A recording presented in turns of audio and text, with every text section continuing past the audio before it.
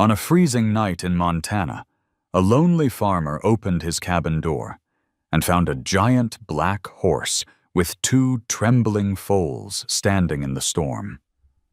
What began as a simple act of shelter soon uncovered buried secrets, fierce battles, and a final choice that would break his heart forever. Stay with me until the end, because this story will change the way you see love, loss, and the silent bond between man and horse. The blizzard had swallowed the valley whole. Snow drove across the wide plains of Montana in furious sheets, rattling the shutters of the cabin like the fists of some restless ghost. Inside, Ethan Miller sat alone beside the cast-iron stove, the orange glow of the fire flickering against his lined face. He cradled a chipped mug of coffee that had gone cold hours ago, staring into the flames as though they might burn a hole through the silence that had clung to him for years. The cabin was small, one room with timber walls scarred by decades of winters, and it carried the weight of absence. The rocking chair in the corner where his wife once mended clothes stood empty. A photograph of a girl with dark hair, his daughter, long gone to California, gathered dust on the shelf. Ethan had stopped dusting long ago. Some absences are better left untouched. The storm howled louder. The roof groaned under snow. Ethan leaned back, closed his eyes, and told himself that nothing outside could want anything from him anymore.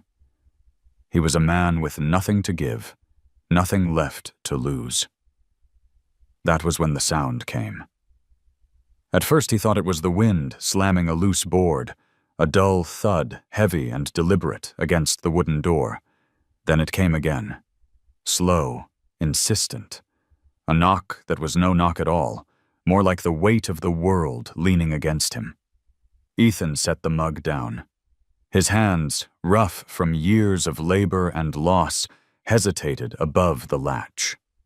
When he pulled the door open, the storm clawed its way inside, freezing his breath mid-air. And in the chaos of snow and darkness, a figure loomed. A horse. Not just any horse, a massive black mare, her coat matted with ice, steam rising from her nostrils in frantic bursts. At her side pressed two foals, trembling, their legs unsteady in the drifts. Ethan's first instinct was disbelief. Horses didn't knock on doors. They didn't stand still under the weight of a blizzard, waiting like supplicants. But the mare's eyes met his, and he forgot the storm for a heartbeat. Those eyes weren't pleading, nor wild with fear. They were deep and steady, old as riverstone, carrying a patience that unsettled him. "Lord above," he whispered, his voice breaking like a man caught praying after years of silence. The mare took a step forward, her hooves crunching against the threshold. The foals pressed tighter, one bold enough to peek past her flank, the other shrinking into the curve of her body. The heat from their breath reached him, fogging the air between them. Ethan felt the bite of the cold wind on his back, the pull of loneliness at his chest, and the gaze of that creature in front of him. He had lived years locked behind grief, convinced he could keep the world outside. But here it was, knocking anyway. His hand went to the latch again, though this time to swing the door wide. The old hinges groaned. The mare moved forward without hurry, lowering her head as though she understood the boundary she was crossing. The foals stumbled in after her, clumsy and innocent, their bodies brushing the worn frame of the cabin door. Inside, the cabin changed. The smell of smoke and iron was overtaken by damp earth, wet grass, and something raw. Life itself forcing its way back into a place that had forgotten it. Ethan stood frozen, his boots planted on the rough floorboards. The mare exhaled, and the white plume of her breath wrapped around him like a confession. He reached for an old wool blanket folded on a chair, his fingers trembling. He didn't know why he moved closer. Maybe because she had come this far. Maybe because he couldn't bear to watch anything else shiver on his threshold. With slow, halting gestures, he draped the blanket over the mare's shoulders. Her eyes flickered closed for a moment, not in surrender, but in recognition.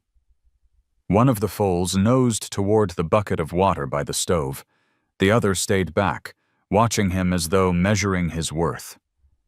Ethan knelt, knees creaking, and dipped a rag into warm water. He dabbed at the mare's side and found the wound, a gash beneath her left shoulder, where blood had frozen into her coat. "Easy now," he murmured, surprising himself with the gentleness in his voice. He hadn't spoken like that in years. His hand steadied as he cleaned the wound, though his eyes burned with something he refused to name. Outside, the storm roared against the walls, but inside, the rhythm changed. The stove crackled. The mare breathed deeply. The foals shifted their weight with the shy clatter of hooves on wood. The silence that had haunted Ethan's nights was gone, replaced by a new, uneven chorus. He sat back at last, rag heavy in his hand, breath unsteady in his chest. The mare turned her head toward him. Her breath brushed his sleeve, warm and close, and for the first time in years, Ethan felt the edge of something break loose inside him. "All right," he whispered, almost ashamed at how easily the words left him. "Stay. Stay while the storm lasts." He didn't realize until later that in opening the door, he had not given shelter at all. He had received it. And as the fire dimmed to embers, the cabin no longer felt like a tomb of silence, but a place waiting for morning. The cabin felt different by morning. The storm still lashed against the windows, but inside there was a heat that didn't belong only to the stove. Ethan stirred awake in his chair, his neck stiff, his hands cold against his knees. For a moment, he thought he'd dreamed it all. The knock, the horse, the foals, stumbling through the door. Then he opened his eyes. The mare stood near the hearth, her vast frame filling the room in a way that made the walls seem closer. Steam rose gently from her coat as it dried, and the blanket he had draped across her shoulders slid slowly toward the floor. One foal, dark and curious, was already sniffing around the metal bucket of water, dipping its muzzle and splashing clumsily. The other, pale as the dawn, lingered near its mother's side, wary, every movement measured.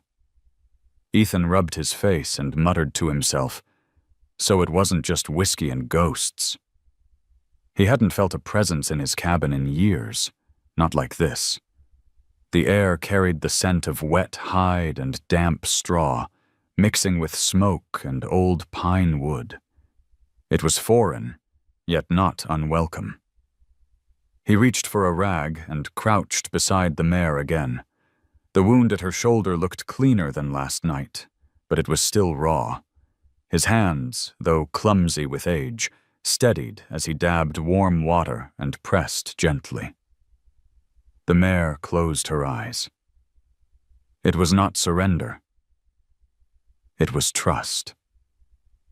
Ethan caught himself holding his breath, as if the smallest sound might break the fragile truce between them. "Easy, girl," he whispered. His voice cracked, but the mare stayed calm, breathing slow and even. The pale foal shifted nervously, stamping one tiny hoof, but the dark one leaned close enough to nudge Ethan's arm. He let out a laugh that startled even him, a rusty, unused sound, like a gate long stuck suddenly swinging free. The stove hissed as he tossed in more kindling. The flames licked higher, throwing light on the wooden beams overhead. For the first time in years, he noticed how the walls seemed less like prison bars and more like shelter. The sound of the storm outside had changed too. Not a threat, but a song against the window panes, softened by the warmth inside. He found himself talking, words spilling without thought, as though the silence had finally cracked open. He told the mayor how the winters had grown harsher, how the bees had died off one by one until the hives sat empty. He spoke of long evenings when he had only the radio for company, and how even that he'd stopped turning on. The mare listened, her ears flicking, her breath a slow rhythm. When he finally fell quiet, the foals curled together on the rug near the stove. Their sides rose and fell in the unison of sleep, small bodies pressed close like fragile embers. Ethan studied them, and something inside him softened, a reminder of the child who used to curl by this same stove on Christmas nights, before she grew tired of winters and left for California. He rose, bones stiff, and pulled down a jar of honey from the shelf. The last of his bees had left it behind. He stirred a spoonful into warm milk and set it down in an old tin basin. The mare lowered her head, cautious at first, then drank with quiet gulps. The sound of her drinking filled the cabin like music. When the dark foal tried to climb in, Ethan nudged it back gently with his boot, grinning under his breath. "All right," he murmured. "This house was empty long enough. You stay, just for now." The storm outside began to fade, the thunder of wind giving way to a muffled stillness. Ethan stood by the window, watching the snow pile high along the fence line. He thought of the years he'd wasted pushing the world away. Strange, how in a single night, 3 strangers could change the air he breathed. He turned back. The mare lifted her head, the firelight catching her dark eyes. Something ancient passed between them, wordless yet undeniable. Ethan didn't know why, but he spoke aloud, as if declaring it to the room, to the storm, to the ghosts who still lingered. "You'll be safe here, as long as I'm standing." The words startled him, not because he said them, but because he believed them. For the first time in years, he felt less like a man waiting for winter to bury him, and more like a man who might still belong to the living. The storm broke some time before sunrise, leaving the world outside the cabin buried beneath a silence so complete it seemed sacred. Ethan stirred from a shallow sleep, the kind that left his bones aching, but his mind strangely alert. The stove still glowed faintly, a pulse of orange in the gray dawn. The mare stood guard near the door, her black coat dulled by soot and smoke, her head bowed as if listening for something beyond the walls.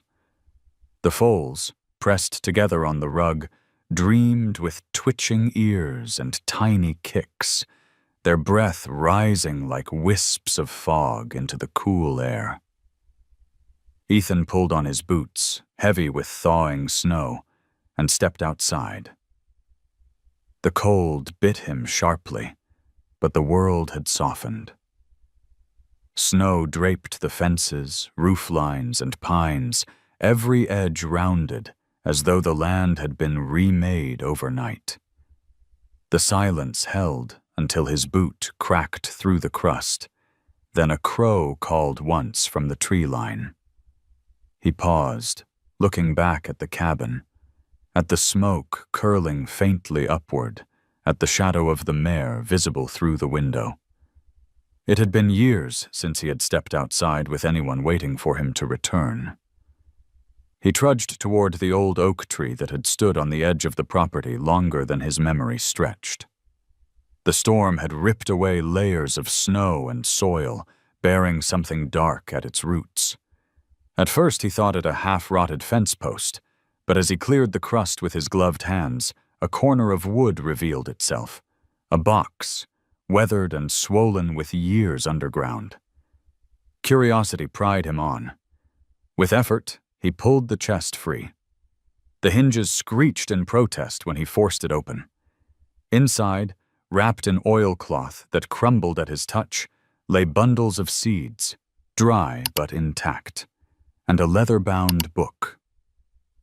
The pages were brittle, ink faded, but the handwriting was neat, almost ceremonial. Drawings of furrows, lunar cycles, and careful notes in an archaic hand filled the first pages. One line, underlined, twice, caught him at once. The soil remembers if the hand that tends it listens. Ethan sat back on his heels, the chest between his knees, the breath from his mouth rising white against the dawn. He turned the pages slowly, recognizing crops his father once spoke of. Barley, flax, beans. Not the high-yield hybrids the co-ops pushed, but varieties older than the county itself. His heart pounded with a strange mixture of awe and unease. These seeds had survived decades in the dark. Why now? Why here? He looked up. The mare had stepped outside, silent on the snow, her dark form cutting against the pale horizon. Her eyes fixed on the chest, steady and unblinking, as if she knew. Ethan felt a chill unrelated to the cold. He had never been a man for omens, but he could not shake the thought that the storm had unearthed something meant for more than him alone.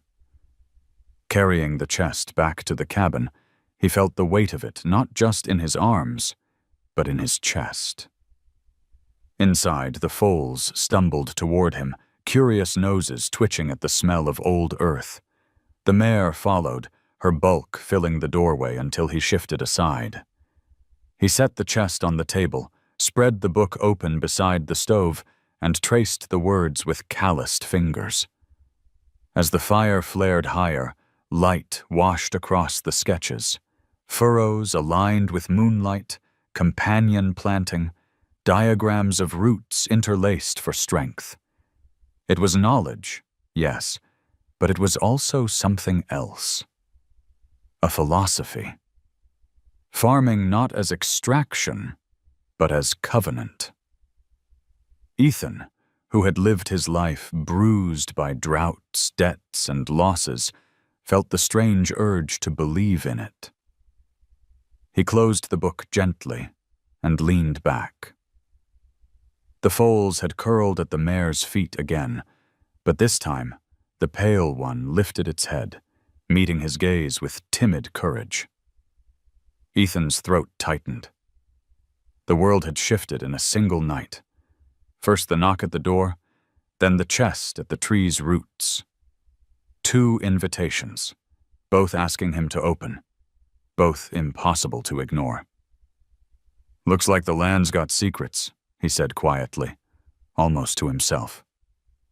His words drifted into the still air of the cabin, where they seemed to linger longer than sound should. The day after the storm broke was brighter than Ethan expected. A pale sun pushed through a veil of clouds, and the snow sparkled with an almost deceptive gentleness. He spent the morning reading more of the book from the chest, his hands lingering over the drawings of furrows and circles traced by the moon. Every line carried the weight of voices older than his family's farm, whispers from farmers who had known how to coax life from soil without breaking it. The mare stood near the table, her shadow cast across the open pages, watching in that still way of hers, as though she understood the significance.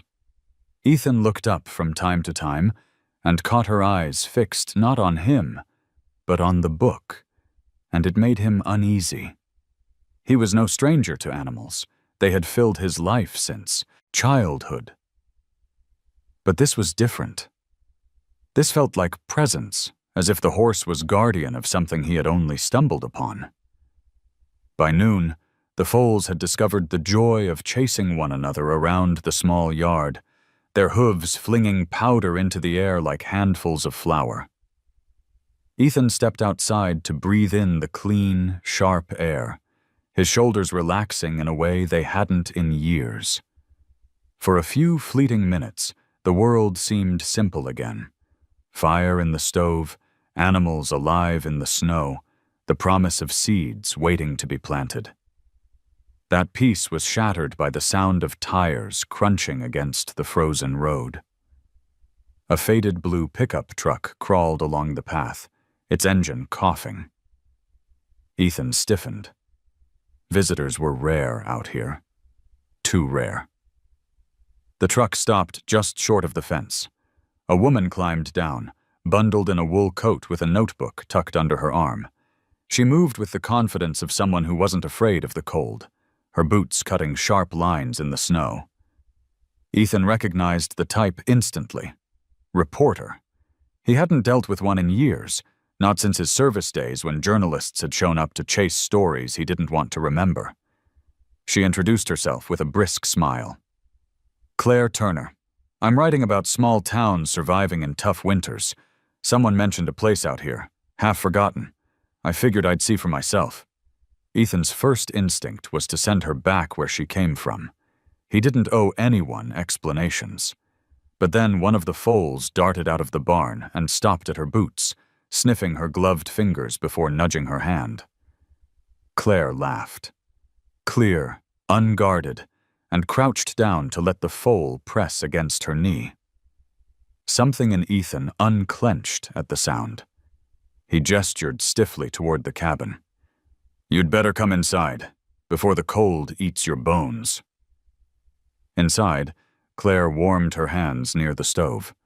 Her eyes wandered, catching on the mare's dark form. She blinked, clearly surprised. That's not something you see every day. A horse in the living room. Ethan gave a half smile. Didn't exactly invite her. She invited herself. Claire studied the mare with more curiosity than fear. She reached a hand out, but the mare only watched, steady and unmoving. It was the foals who bridged the distance, one bold, nosing at her coat, the other timid, half hiding. She murmured softly, words Ethan couldn't catch, and for a moment the cabin filled with a kind of warmth no stove could make. They sat at the table, steam rising from the coffee Ethan poured. Claire noticed the old chest and the book spread open, the drawings of planting patterns and lunar calendars. She traced a fingertip near the margins, her brows knitting. This isn't just a farmer's notebook. This is history, maybe even something worth more than you think. Ethan's jaw tightened. He didn't like the idea of anyone attaching value to what he'd found.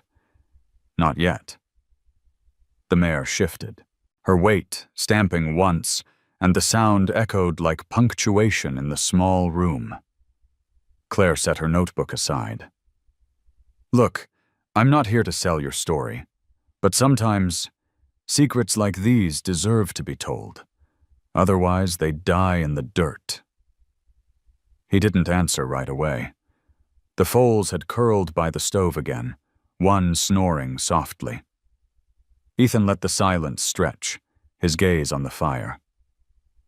At last, he said, "Not everything buried needs digging up." But the truth was, he had already begun to wonder. The seeds, the book, the mare who had appeared as if drawn by some thread, none of it felt like chance. Later that evening, as Claire prepared to leave, the pale foal surprised them both by stepping forward, pressing its nose against her wrist. She looked up at Ethan with quiet astonishment. "They trust fast." Ethan shook his head. "Not fast, just true. They know who they can lean on." The words stayed with him long after the tail lights of her truck disappeared down the snowy road. He stood at the window, the mare at his shoulder, both of them staring into the dark. And though he'd told Claire not everything needed unearthing, a part of him already knew the ground beneath his life was shifting. Something had been set in motion the night he opened the door, and there was no closing it again. Night dropped fast over the valley, the kind of sharp, brittle darkness that always seemed deeper after a storm. Ethan sat alone at the kitchen table, the book from the chest lying open in front of him. His fingers traced the faint lines of sketches, furrows, circles of moonlight, diagrams of roots feeding one another. He should have felt wonder, but what filled him instead was a weight pressing against his chest, a weight that had nothing to do with the seeds or the soil. The mare shifted near the stove, her shadow rocking gently across the wall. The foals had curled up close to her, small bodies rising and falling in unison. Their soft breathing filled the silence like the ticking of a forgotten clock. Ethan leaned back, letting his eyes close, and for the first time in years, memory took him whole. He saw his father's hands, scarred, cracked, always smelling of earth, guiding his younger self down long rows of beans. He remembered the way his father spoke of land as if it were kin, not commodity. And then he remembered the years that followed, the droughts, the debts, the way neighbors had sold off their fields to corporations promising efficiency and profit. He had stood stubborn against them, but stubbornness had cost him. First his herd, then his bees, then his marriage, loss upon loss, until even his daughter had turned away. The old wounds stung fresh. He pushed the book aside and rose, restless. On the shelf, under a stack of yellowing receipts, lay a letter. He had kept it, though he'd told himself 100 times he should burn it. It was from his daughter, written years ago, after the funeral, when grief had made him impossible to reach. "You shut us out, Dad. You don't know how to hold on to anyone." His jaw clenched. He had never replied. What could he have said? That she was right? That the silence was easier than watching another loved one leave? The mare stirred, as if sensing his storm. She lifted her head, her breath puffing white in the cold air of the cabin. Ethan walked over, his boots dragging. He pressed a hand to her flank, without thinking. The heat of her body met his palm, steady and alive. For a moment he felt anchored, yet even then the ache inside him whispered, "What happens when she leaves too?" He muttered aloud, voice raw, "Don't look at me like that. You'll be gone by spring." The mare blinked, unbothered, and lowered her head again. The foals shifted in their sleep, one letting out a small sound that pierced Ethan like a nail. He turned away, poured himself a measure of whiskey, and let it burn down his throat. Later, near midnight, he stepped outside. The sky was brutally clear, stars so sharp they seemed to cut the black. He stood at the edge of the yard, snow squeaking under his boots, and stared toward the oak tree where the chest had been buried. His breath smoked in the air. He thought of Claire's words earlier. Secrets like these deserve to be told. He thought of Dalton, the kind of man who would see the seeds as currency, not covenant. And he thought of his father again, bent over Rose, whispering to soil as if it might answer back. When he returned to the cabin, the mare was waiting by the door. She exhaled softly, mist curling between them. Ethan reached out without hesitation this time, resting his hand on the side of her face. Her skin was rough beneath the hair, but her warmth bled into him, steadying him against the cold and against himself. "You don't know what I've lost," he whispered, eyes shut tight. "You don't know what it costs to trust." But even as he said it, he realized she did. Somehow, she did. And that truth, silent and impossible, cut deeper than any letter ever had. The next morning broke with a gray haze, the kind of sky that seemed to press down on the earth itself. Ethan was stacking logs near the shed when he heard the growl of an engine cutting through the stillness. It wasn't Claire's battered truck this time. The sound was too polished, too certain. A dark SUV rolled up the narrow track, tires spitting snow. The man who stepped out was dressed too well for Montana backroads. Wool coat, pressed trousers, polished boots that sank awkwardly in the drift. He carried himself like someone who believed the land already belonged to him. "Mr. Miller?" he called, his voice smooth, carrying authority without warmth. Ethan wiped his hands on his coat. "Depends who's asking." "Dalton," the man said, extending a gloved hand. "I represent Agrigen. We've heard whispers about an unusual discovery on your property." Ethan didn't take the hand. He stood rooted in the snow, his eyes narrowing. Dalton smiled as if refusals were nothing new. "We'd like to discuss a partnership, something mutually beneficial." The mare appeared from the barn just then, her size filling the yard like a shadow come to life. The foals peeked from behind her, ears flicking. Dalton's smile faltered for the briefest second before he composed himself again. "Impressive animal," he remarked, though his tone carried calculation more than admiration. Inside the cabin, over coffee that Ethan poured without offering sugar, Dalton laid out his case. He spoke of opportunity, of how the agricultural industry was desperate for sustainable alternatives, of how the seeds Ethan had uncovered could be the key to a new future. He used words like market expansion, patents, and global demand. Each one dropped into the air like a stone, heavy and hollow. "You've been dealt a hard hand, Mr. Miller," Dalton said smoothly. "This is your chance to turn that around. Imagine. No more scraping by, no more worrying about bills or repairs. Agrigen can take this burden off your shoulders and reward you generously." Ethan's jaw tightened. He could almost hear his father's voice whispering about soil as kin, not currency. The mare shifted behind him, her hooves scuffing the floor. "And if I'm not interested?" Ethan asked flatly. Dalton's smile returned, thin and sharp. "Everyone is interested eventually. The question is whether you profit from it or let someone else do it for you." The words landed with the chill of threat. Ethan stared at the man, the weight of years of solitude pressing behind his silence. Finally, he pushed back from the table. "You've said your piece. Door's there."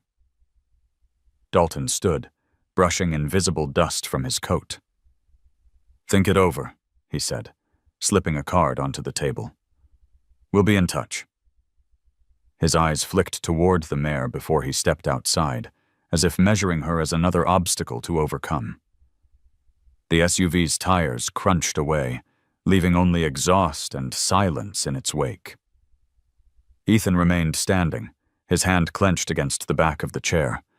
The foals shifted restlessly, sensing the tension that lingered. The mare met his gaze, steady and unyielding. He picked up the card, stared at the embossed logo, then tossed it into the stove. The flames licked it hungrily, curling the edges until nothing but ash remained. That night, Ethan sat by the fire with the chest open beside him. He turned the brittle pages of the old journal and thought of Dalton's words. Easy money, easy freedom. Yet the fire in his chest told him that selling would mean another kind of loss, one he might never come back from. He looked over at the mare, her dark shape resting quietly in the dim light. "Not for sale," he murmured. The words weren't just for her, but somehow she seemed to understand. The wind had calmed by evening, but the silence in the cabin felt heavier than any storm. Dalton's visit had unsettled Ethan in ways he hadn't expected. He told himself he didn't care, that men like Dalton had no hold over him, but the echo of that slick voice lingered. Everyone is interested, eventually. It clung like smoke, souring the taste of the air. He reached for the bottle on the shelf. Whiskey, cheap and raw, something he had kept more out of habit than need. Tonight, he drank. One glass turned to 2, then 3, until the burn no longer comforted but numbed. The foals stirred by the stove, their small bodies curled together, while the mare remained upright, her eyes following him as though measuring the change. "You don't understand," he muttered, slamming his glass down. "I built this place with my hands, gave my life to the land. And what did it give back? Nothing.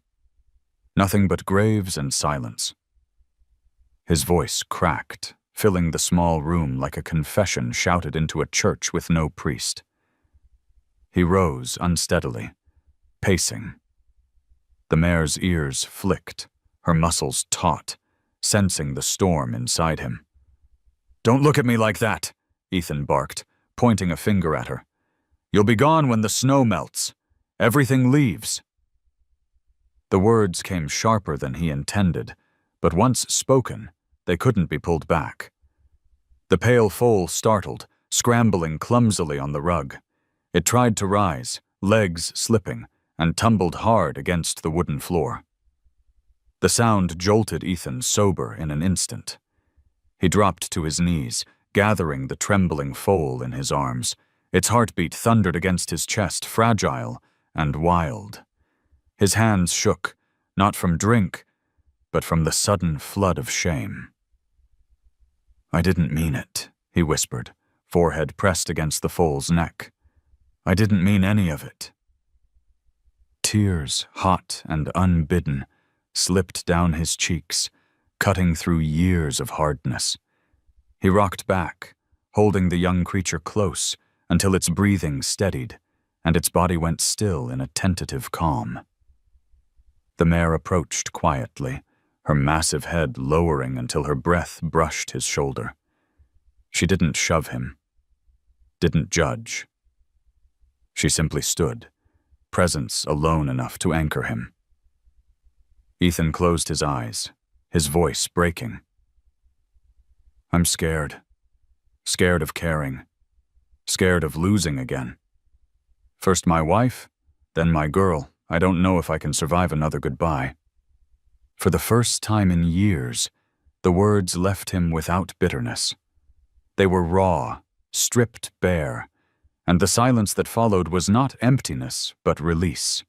The fire snapped, the foals shifted, the mare exhaled, and Ethan realized he wasn't speaking into a void anymore. He laid the foal gently back beside its sibling, then stumbled to the table. The bottle still waited, half full. He stared at it, then reached for the chest instead. The journal lay open where he'd left it, its lines steady, unwavering, as if written for this moment.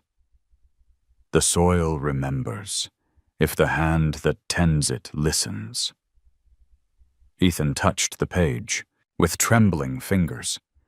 He was no poet, no philosopher, just a broken man trying to keep afloat. But somehow the words steadied him more than whiskey ever could. He pushed the bottle aside, the glass toppling to the floor. shattering in the quiet. The mare didn't flinch. She remained still, her gaze fixed on him with that ancient patience. Ethan sank into the chair, exhaustion washing over him like a tide. For the first time in a long while, he let himself drift not into the numbness of drink, but into the fragile peace of knowing he wasn't alone in the room. Before his eyes closed, he whispered, "I'll try. I don't know how, but I'll try." The words carried no bravado, no promise of miracles, only the honesty of a man stripped down to truth. And in the hush of that winter night, the mare shifted closer to the stove, her body casting warmth across the cabin. The foals sighed in their sleep. Ethan, slumped in his chair, let go of the bottle, and with it, the weight of silence he had carried too long. 2 days passed since the bottle shattered across his floor. Ethan had woken with a headache and swollen eyes, but something inside had shifted. The mare stayed close, her watchful presence steady as ever, the foals full of mischief once more.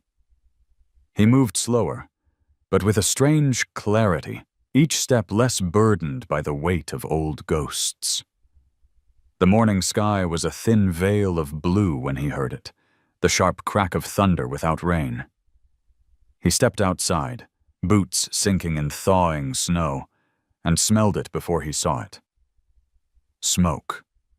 Thin at first, a faint line drifting above the hills to the west. His stomach clenched. Winter fires were rare, but the drought from the last season had left the land brittle.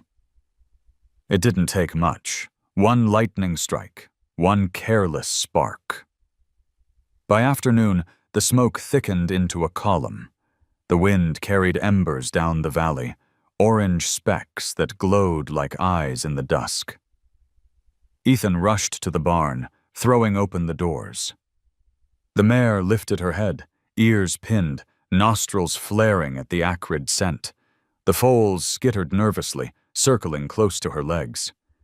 "Easy," Ethan muttered, though his own voice shook. He fumbled with old ropes, trying to fashion leads strong enough to hold them. He hadn't moved this fast in years, his body rebelling, but there was no choice. The fire moved quicker than he expected, licking across the ridge like a beast let loose. He could hear the low roar, a sound that grew with each gust of wind. Branches cracked, smoke rolled down the slope, and in the distance, a line of flame began to crawl toward his land. Claire's truck appeared through the haze, headlights cutting the gray. She leapt out before it even stopped, her scarf whipping in the hot wind. "Ethan!" she shouted, voice hoarse. "The fire's coming fast. You have to move them." "I'm trying," he snapped, pulling the rope tight around the mare's neck. The foals pressed close, frightened but unwilling to. "Leave her side."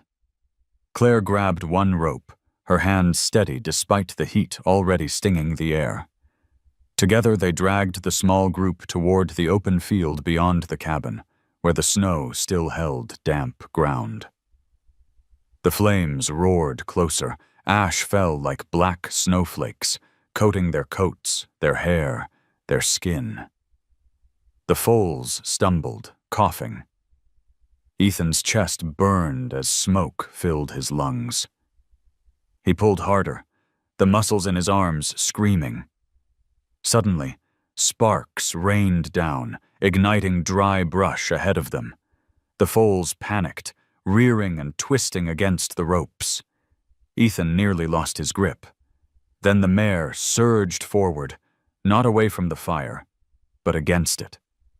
She placed herself between the wall of heat and the foals, her body a shield, her hooves stamping defiantly in the dirt.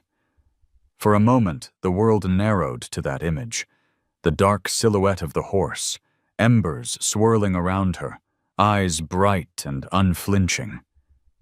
Ethan froze, breath caught, before realizing she wasn't running. She was holding the line. "Go!" Claire screamed. She tugged at the foals, dragging them around the burning patch while the mare held her ground. Ethan followed, choking on smoke, his eyes streaming. He glanced back just once and saw the mare pivot sharply, forcing the fire's edge to break, splitting around her like a stream parting at a stone. She darted after them, her massive frame emerging through smoke, and the foals bleated with relief at her return. They made it to the wide, snow-packed field, where the fire hesitated, smothered by cold earth and ice. Ethan collapsed to his knees, coughing until his ribs ached. Claire knelt beside him, one hand gripping his shoulder. "You're alive," she gasped. "They're alive." The mare stood before them, chest heaving, smoke rising from her mane. She lowered her head, pressing her muzzle gently against Ethan's shoulder. He closed his eyes, leaning into her, too tired to resist the pull of gratitude. The fire burned through the ridge until dawn, leaving the valley scarred and blackened.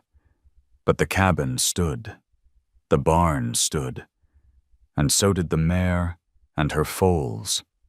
Ethan looked out at the smoldering hills, the sky painted red with embers, and felt the tremor of something new inside him. He had faced down loss again, and for the first time it hadn't destroyed him. He touched the mare's neck, his voice low, hoarse, but steady. "You didn't just survive it. You carried me through it." The words hung between them, carried on smoke and morning frost, and though she made no sound, Ethan knew she had heard. By morning the valley wore the color of ash. The ridge smoldered in long, dull seams, and the air held that sweet, bitter aftertaste fires leave behind. Ethan walked the fence line with a shovel over his shoulder, knocking down pockets of heat still clinging to the roots of sage. The mare followed at a slow distance, the foals stepping in her tracks as if the ground were learning their names. When he turned toward the cabin, he saw the first figures scaling the road, neighbors bundled against the cold, their breath ghosting ahead of them like banners. They came carrying what they had: shovels, rakes, battered coolers, a coil of hose older than anyone could remember. Old Mr. Cartwright from the south pasture held out a thermos. "Coffee. The strong kind," he said. No preamble, eyes soft with the kind of worry men don't name aloud. Behind him, 2 volunteer firefighters stamped snow from their boots, tipping their helmets to the mare as if she were a foreman on duty. One of them whistled low. "Saw her from the ridge last night," he said to Ethan. "Never seen a horse take heat like that and hold." Claire arrived last, a scarf over her mouth and soot on her cheek, with a box of medical supplies wedged against her hip. "I called the coop and the feed store," she said, hardly out of breath. "They're sending a pallet of hay. The church is doing a potluck tonight, and the county's got a wildfire relief hotline. Grants for fencing, seed, sometimes a little for lost tools." She shrugged. "I'll help with the paperwork." Ethan opened his mouth to say he didn't need help, then shut it again. The word alone felt small today, like a coat that no longer fit. He nodded once. "Thank you." The day took its shape without anyone commanding it. Cartwright and the firefighters checked the barn rafters, tapping with knuckles, listening for the treacherous creak of a beam gone soft with heat. 2 teenage boys, all elbows and eagerness, raked up char and flung it into a rusted wheelbarrow that squealed with every turn. A woman from town, he knew her face from the post office, set sandwiches and apples on the tailgate of a pickup, refilling the coffee without asking whose cup was whose. Ethan hauled water, his shoulders complaining, until Claire took the second handle of a sloshing bucket. "You don't have to," he said. "I know," she answered, "but I want to." Her eyes rested a beat on the mare. "They held for you. Let us hold now." In the lull between chores, the talk turned practical. Fire breaks, seed, whether the creek would run high enough in spring to cut a new irrigation ditch. Joel, the young mechanic who fixed everyone's tractors, mentioned the county assessor. "They'll send a home insurance adjuster if you file. Could help with the roof. Wildfire coverage is messy, but not impossible." He shrugged. "I'll walk you through it. We'll keep the suits from talking circles around you." Someone joked about mortgage refinance, and the group laughed, a quick, clean sound that shocked the air like sunlight. Ethan wiped his hands on his jeans, suddenly aware of the journal inside, the one with lunar drawings and notes about companion rows. He'd meant to keep it close, a secret talisman, but watching his neighbors carve order from ruin, he felt the hoarding impulse loosen. He went to the cabin, returned with the leather book, and laid it gently on the tailgate beside the sandwiches. "This was buried under the old oak," he said. "It's different. Not the way we've been pushed to plant." They gathered around, heads bent, as if sheltering a small fire. Claire turned pages with care. Drawings of terraces and moon phases, hand-lettered phrases. "Listen to the soil. Water is a covenant, not a commodity. Roots braid strength." Cartwright let out a long breath. "My grandfather used to talk like this. Folks said he was old-fashioned. Funny how what we abandon circles back wearing new clothes." "Maybe it doesn't need new clothes," Claire said, her voice low. "Maybe it needs new hands." They made a plan. Not a grand announcement, not a speech, just the simple math of people adding themselves together. On Sunday, when the moon rose fat and bright, they'd open a small patch of ground by the east fence, the part the fire kissed but didn't own. They'd test a few rows the way the journal suggested. Interlacing crops, staggering water, listening to the cold for when the soil wanted first touch.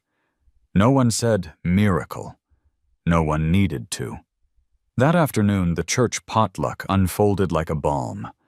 The fellowship hall smelled of chili and cinnamon, coffee and wool. Folks patted Ethan's shoulder and moved on without pinning him under sympathy. He was grateful for the humble economies of care: foil pans, paper plates, a mason jar for donations labeled in Claire's quick hand, fence posts and seed. A volunteer passed around a printout about small business grants after wildfire and tax credits for solar panels.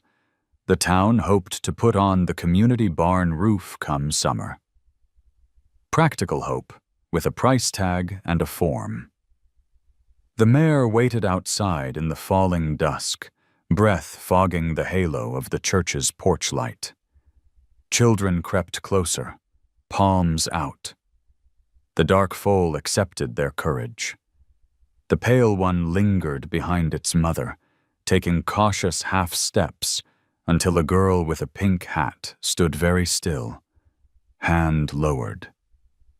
After a long minute, the pale foal bridged the inches, touch feather light, as if learning a language it had been born to speak. Ethan watched from the steps, hat in hand. The old ache in his chest changed into something he couldn't name. Not happiness. Something sturdier, like a post sunk deep and true. Cartwright eased up beside him. "You don't owe the land a miracle," the old man said. "Just your back and your patience. The rest is bargain." That night, the wind rose and fell, worrying the eaves. Ethan lay awake, listening, not restless but alert, as if his life had shifted a fraction on its axis and would need time to settle true. When he slept, he dreamed of roots, fine threads reaching sideways, intertwining, holding loose soil the way a hand holds another hand across a river. At dawn, he brewed coffee and stood by the door waiting for the first shape to turn up the road. He didn't wait long. They came with shovels, stakes, spools of twine. Claire carried a bucket of ash for the soil, as the journal advised. Trace minerals, memory of the fire turned into food. The teenagers dragged old rails from a collapsed corral to mark the edges of the test plot.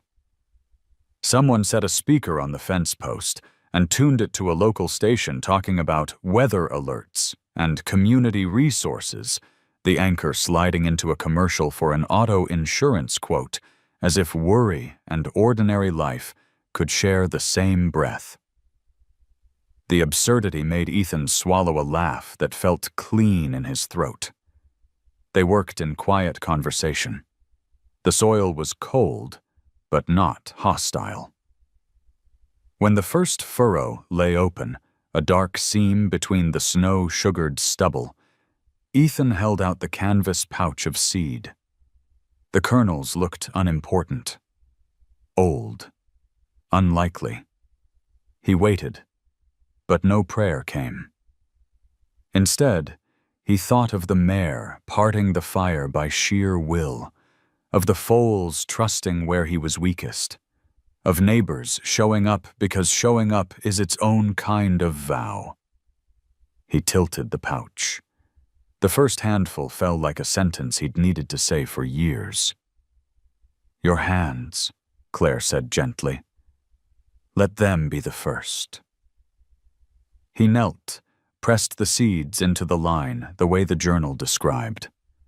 Palm warm to cold earth, a small human weight sealing an intention. The mare watched from the fence, ears forward, the foals pressed flank to flank, their breath twinning in the cold. Ethan's chest steadied. He moved down the row, then to the next, the rhythm uncomplicated and exact. Hands, seed, earth, hush. When they finished the test plot, no one applauded. They stood a while and listened, the way you might after a hard truth is finally spoken. In the pale light, the furrows looked like quiet writing. "Now we wait," Claire said. "Wait and tend," Cartwright added. "Listening is work too." Ethan closed the journal and tucked it under his arm. He didn't feel like a man who had performed a miracle. He felt like a neighbor among neighbors, carrying a book that was no longer his alone. On the walk back to the cabin, the pale foal startled at a gust of wind, then checked itself and kept going. Ethan smiled without thinking. "Learning takes time," he wanted to tell it. "We're all learning." By evening, the valley smelled less of smoke and more of thaw. Ethan stepped into the doorway and looked over the yard. Tools coiled, snow tamped down by friendly boots, a square of dark earth waiting under the first sliver of moon. The mare stood there, immovable as a promise. He touched the doorframe with his knuckles, the way he used to when he left his child sleeping inside, and said to the night, "We'll see it through." From the field came the smallest sound, as if the ground had taken a breath and was holding it, expectant. Or maybe it was only the wind at last remembering the right way to move across a place no longer alone. The first green shoots pushed through the blackened soil faster than anyone expected. Within days of planting, the furrows were lined with tender stalks, wet with morning dew, trembling in the wind like shy promises. Neighbors stopped by daily just to look, some shaking their heads in disbelief, others whispering about God's hand, though Ethan said nothing. He only worked the rows quietly, boots sinking into thawed ground, hands in the dirt as if the earth itself were reminding him what it meant to be alive. One evening, after a long day tending the test plot with Claire and the Cartwright boys, Ethan returned to the cabin to find an envelope waiting on the kitchen table. It must have been slipped under the door while he was out. He froze at the handwriting. It was his daughter's. Years had passed since her last letter, and the sight of her name scrawled in blue ink hit him harder than any fire. He sat down, the chair creaking beneath him, and tore it open with hands that didn't feel steady enough to hold memory. The words inside were brief, brittle as dry leaves. I heard about the wildfire. I don't know why I still care. You always cared more about the farm than about us. Don't look for me now. You had your chance. The paper blurred as Ethan's vision swam. His chest tightened until he thought he might split in two. All the strength he had found in the soil, in the mare's dark eyes, in the laughter of neighbors, it seemed to crumble in his hands with those sentences. He stood abruptly, the letter shaking in his grip. The foals, startled, scrambled to their feet, ears flat. The mare lifted her head from the corner where she'd been resting. She did not move closer, only watched him with that unblinking patience, as if she had been waiting for this moment. Ethan slammed the letter down on the table. She's right, he whispered to the empty room. I drove them all away. My wife, my girl, everyone. He reached for the bottle he had shoved to the back of the shelf, fingers grazing the dust on its neck, then stopped. The weight of the mare's gaze pinned him. He could almost hear her breathing in the silence. Steady, grounding, asking him without words what he planned to do this time. His hands dropped. The bottle stayed where it was. Instead, he picked up the letter again, his voice breaking as he read it aloud, as though confessing to the cabin, to the fire, to the horse and foals. When his voice failed him, he sank into the chair and pressed his palms over his face. For years he had been a man who answered pain with silence. Now silence felt like surrender. The pale foal edged closer, hesitant, then nudged his knee with a fragile insistence. Ethan lifted his head, tears shining in the firelight.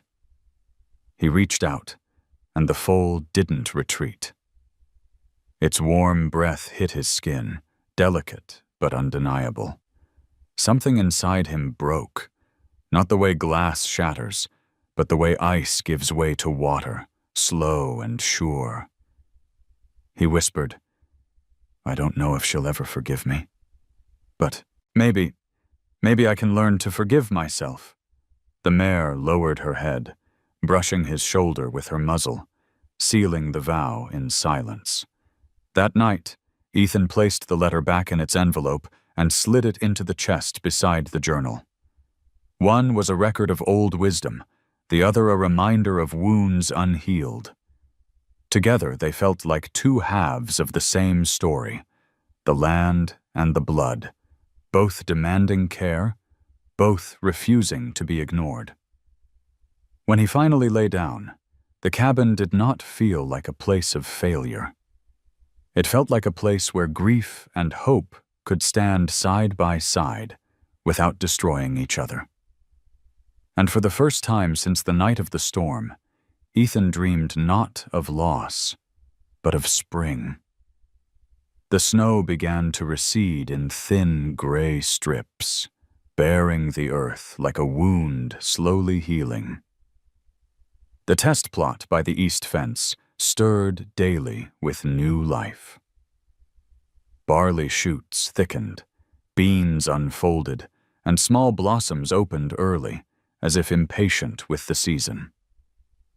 Each morning, Ethan walked the rows with the journal in his hand, matching drawings to reality, his boots leaving parallel tracks that the neighbors soon joined. No one said the word miracle. They didn't need to. The land was speaking, and for once, they were listening. Claire kept her notebook tucked beneath her coat, scribbling in the margins as though afraid to lose the shape of this unfolding. She asked Ethan questions he had no answers for. About his father, about the kind of crops they once planted here, about what he thought the journal meant by listening to the soil. Ethan didn't try to explain. Instead, he knelt, pressed his palm flat to the dirt, and let the silence fill the space between them. On a pale afternoon, he worked the rows alone, the mare standing by the fence line with the foals grazing nearby. The air was still, broken only by the caw of a raven overhead. Ethan leaned down to weed a sprout and paused. The soil beneath his fingers seemed to hum, not a sound exactly, but a sensation, a pulse he felt in his skin. He froze, unsure whether it was real or the trick of a tired mind, yet when he pressed his hand deeper, he swore he felt the earth respond, like a heart answering another. He stayed that way for a long while, crouched low, until the mare gave a soft nicker from the fence. He looked up, meeting her eyes. Something passed between them, quiet but certain. She knew. He didn't need to doubt. That evening, neighbors gathered in the cabin again, the smell of stew mingling with smoke. Cartwright leaned forward on the table, his thick hands folded. "The old ways are working, Miller. Don't mean to spook you, but this isn't just your field anymore. Folks are already talking about what comes next, whether we can feed the whole valley if it holds true." Ethan shifted uncomfortably. He had never sought anyone's reliance. He had spent years avoiding it. Now, eyes turned to him as if he carried answers he didn't have. Claire softened the tension with her calm voice. "It doesn't have to rest on one man. This was never just Ethan's story. It belongs to the land, and to all of us willing to tend it." Later, when the group dispersed, Ethan lingered by the stove with the journal open. He read lines he had skipped before, the script faded but urgent. "The one who opens the soil must first open himself. What grows in the ground grows also in the keeper's heart." He shut the book quickly, almost angrily. He didn't want to believe the land was binding him to more than seed and water. And yet, when he looked at the mare dozing by the doorway, the foals pressed close to her side, he felt the truth of it tightening around him like roots. Sleep came slow that night. He lay awake, listening to the creak of the rafters, the shift of hooves on the wooden floor, the quiet breathing of animals who had chosen him without demand. In the distance, an owl called. Ethan closed his eyes and thought of the letter from his daughter, sharp as broken glass, tucked beside the journal in the chest. Both things waited for him, past mistakes and present gifts, pressing silently until he decided which to tend. Just before dawn, he rose and walked barefoot to the test plot. The ground was cold, but the shoots were alive with dew, trembling in the half-light. He crouched low, pressing his hand to the soil again. This time he didn't flinch. He let himself feel it, the low, steady hum that might have been earth, or might have been the blood in his veins. He whispered into the silence, not sure if he spoke to the land, the mare, or himself. "I'm listening." Behind him, he heard the mare shift, hooves crunching softly in the frost. When he turned, she was watching, her dark eyes reflecting the first hint of sun. The foals stood beside her, ears forward, as though they too understood that something larger than all of them had begun. The valley had begun to carry a hum of rumor. Word of the green patch, sprouting against all odds, spread faster than smoke after fire. Truck drivers at the gas station mentioned it. Women at the diner whispered about it, and even the preacher gave thanks for the miracle in the East Field. Ethan did not like the word, but he couldn't stop it from traveling. He told himself it didn't matter. Yet the way strangers' eyes lingered when they passed his road told him it did. It was late afternoon when the SUV returned. The same black vehicle, polished against the grit of gravel, the same tidy tires that didn't belong on country roads. This time, Dalton wasn't alone. Two men stepped out behind him, suits lighter, shoes thinner, briefcases in hand. They looked more like bankers than farmers, and the smell of cologne clashed with the scent of thawing soil. Dalton smiled as if he were greeting an old friend. "Mr. Miller," he said smoothly, brushing a fleck of lint from his coat. "We meet again?" Ethan stood in the yard, arms crossed. The mare moved behind him, her dark bulk filling the doorway of the barn. The foals peeked from her side, ears twitching. Dalton noticed the way they lingered, and though his smile didn't fade, his eyes flickered with irritation. "I won't waste your time," Dalton continued. He nodded to one of the men, who snapped open a case. Inside lay a neat stack of contracts, crisp and white, like snow untouched. "This is our final offer. Sign with us, and you'll have a guaranteed income for life. Repairs to your property, a new barn, new fences, new equipment.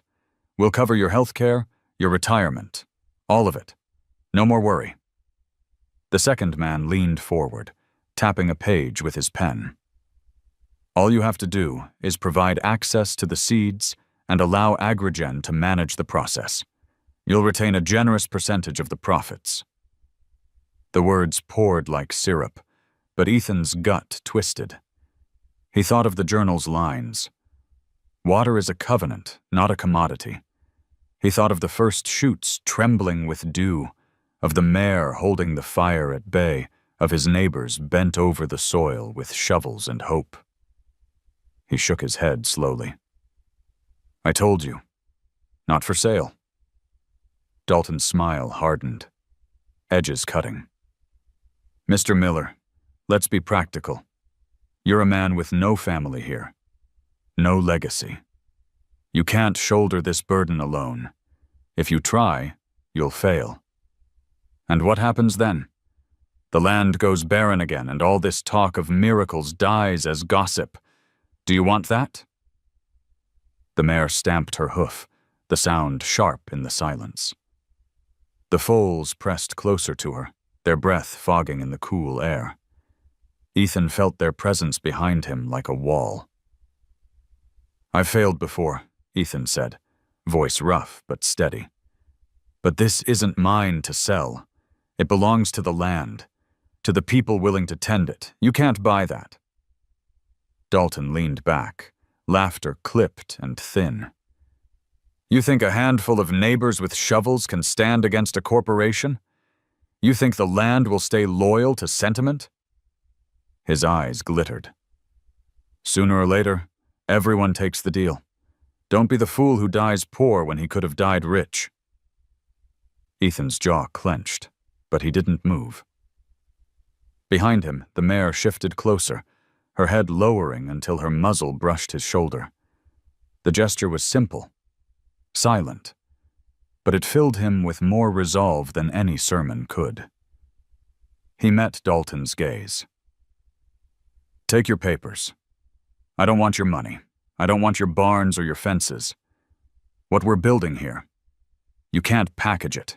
You can't patent it. And you sure as hell can't own it." The two men snapped their cases shut, faces impassive. Dalton lingered, eyes narrowing, his smile gone at last. "You'll regret this," he said quietly.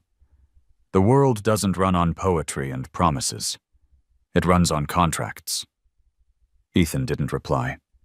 He simply turned, resting his hand on the mare's neck, feeling her breath steady under his palm. Dalton stood a moment longer, then strode back to the SUV. The engine roared, tires spitting gravel, and soon the road was empty again, save for the scent of cologne that clung bitterly to the dust. That evening, as the sun sank behind the blackened ridge, Ethan sat at the table with the journal open. Claire arrived with a sack of seed potatoes slung over her shoulder, her hair loose in the wind. She saw the look on his face and didn't ask. Instead, she set the sack down gently and said, "They'll be back. People like that always come back." "I know," Ethan said, his voice quiet. "But so will we." The mare lifted her head, eyes reflecting the firelight. The foals shifted against her, their small bodies warm and alive. And in that moment, Ethan felt not cornered, not beaten, but bound by land, by neighbors, by the fragile strength of life daring to grow where no one expected it. The days after Dalton's visit stretched long and brittle. The neighbors kept showing up, carrying buckets and tools, speaking with the kind of determination that doesn't need speeches. But beneath their quiet work ran a current of unease. People whispered, what if Agrigen came back with more than papers? What if the company pushed harder, leaning on county officials, leaning on debts? Rumor spread like frost, settling into every corner of the valley. Ethan felt it too. The weight of expectation pressed against his chest. They were looking to him, though he had never asked for it. Each morning he walked the test plot with the journal tucked under his arm, pretending the words on its yellowing pages were enough to shield them all. The shoots continued to rise, green against the gray soil, and yet the more they grew, the more he feared losing them. One evening, as the sky drained into a bitter red, he sat alone in the cabin. Claire had gone back to town for supplies, and the neighbors had returned to their own chores. The mare stood by the doorway, the foals curled close to her legs. Ethan stared at the journal lying open on the table. His daughter's letter peeked from the chest nearby, the edges worn from how often he had unfolded and refolded it. The words in his head twisted together until he could hardly breathe. Not for sale.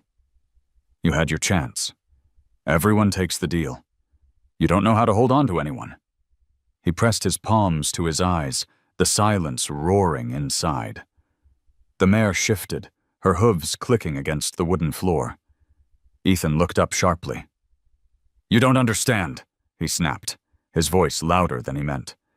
The foals startled awake, ears flat. He slammed the journal shut, the sound sharp as a gunshot. "I can't carry all of this. Not for the valley, not for her, not for anyone. I'll just lose it like I lose everything." The pale foal bolted, slipping across the floor, crashing into the chair leg. Its frightened cry cut through the room, and Ethan's anger broke like glass against stone. He rushed forward, scooping the trembling body into his arms.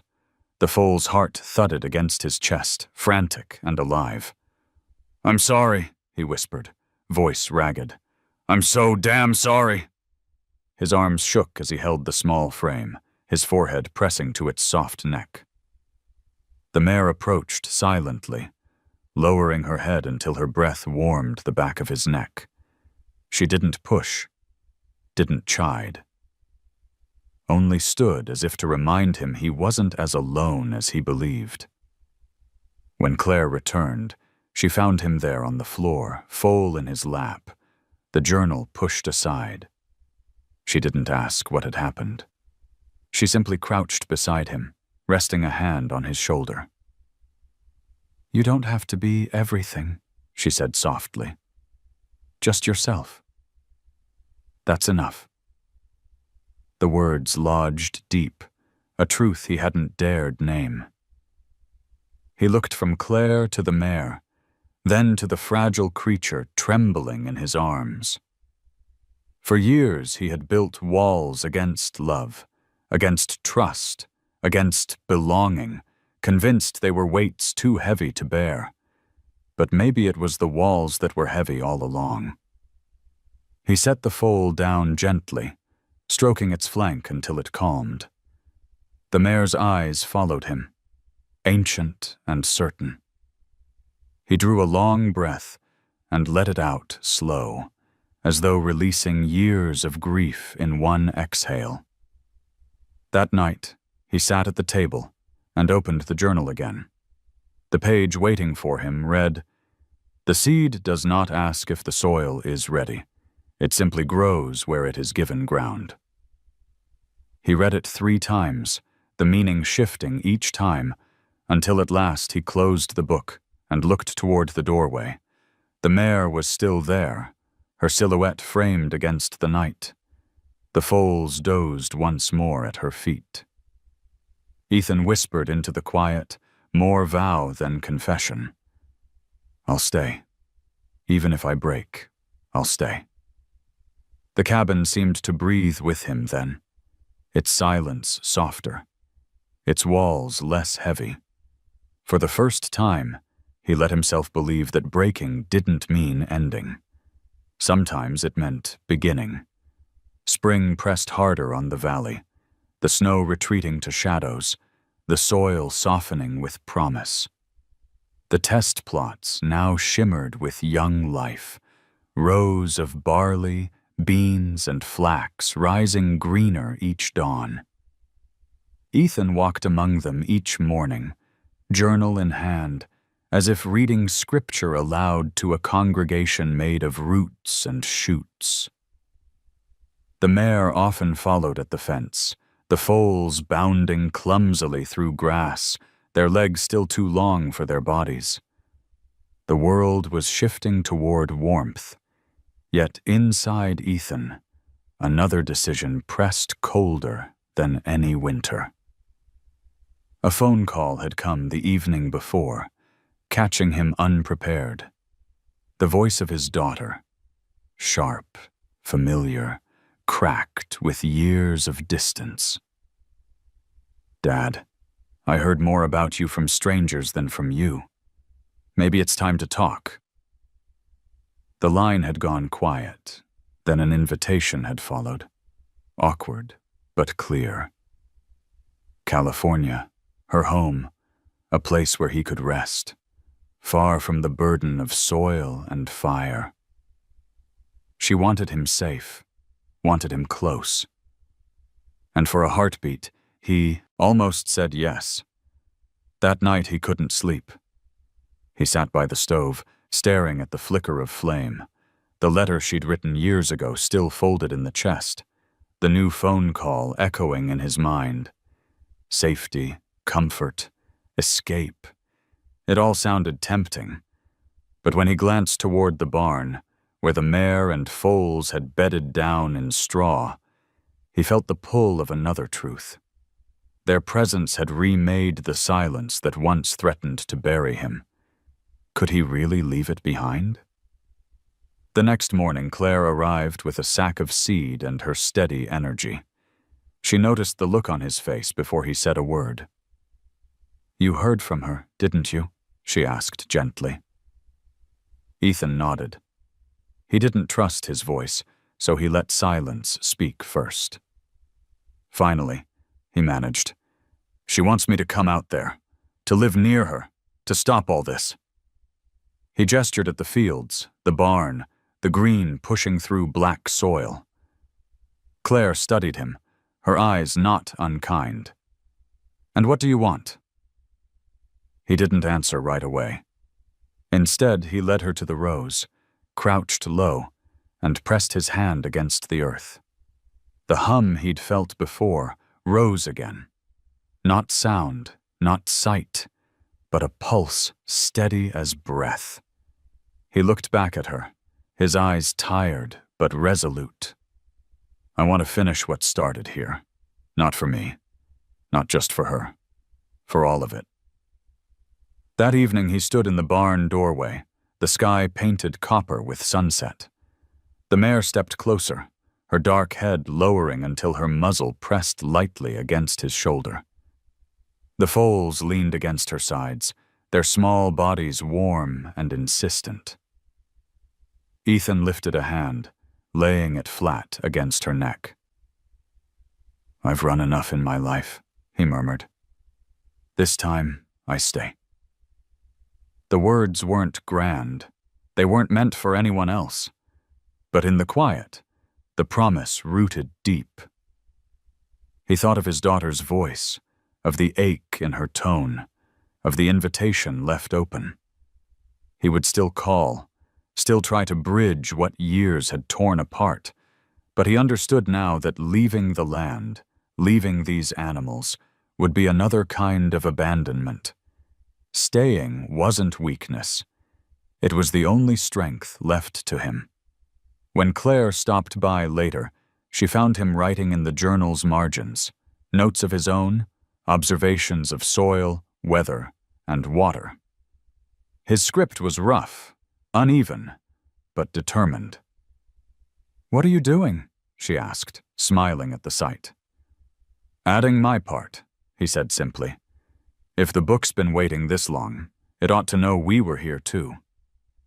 The night closed in gently, not with the heavy silence of loss, but with the softer stillness of belonging. The cabin, once a tomb of echoes, now felt like a vessel brimming. The mare shifted in the straw, the foals curled at her side, and Ethan leaned back against the wooden wall, eyes closing.